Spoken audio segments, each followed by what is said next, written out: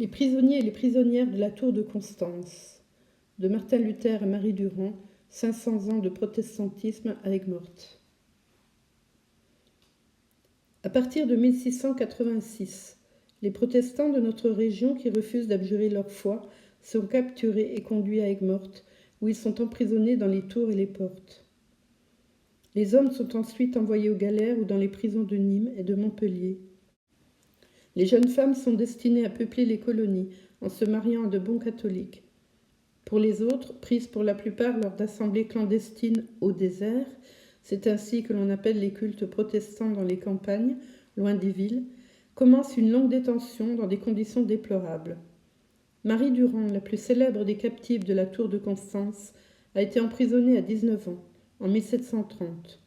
Elle ne sera libérée que 38 ans plus tard, sa seule faute, être protestante et ne jamais avoir renié sa foi. Les débuts de la tolérance. Le XVIIIe siècle voit arriver de nouveaux courants de pensée. Philosophes, intellectuels et scientifiques mènent le mouvement en dénonçant l'intolérance et les abus de l'Église et de l'État. À partir de 1750, les protestants commencent à sortir de la clandestinité, mais il faudra attendre la Révolution française pour que leur culte soit reconnu et qu'ils bénéficient pleinement de tous leurs droits de citoyens.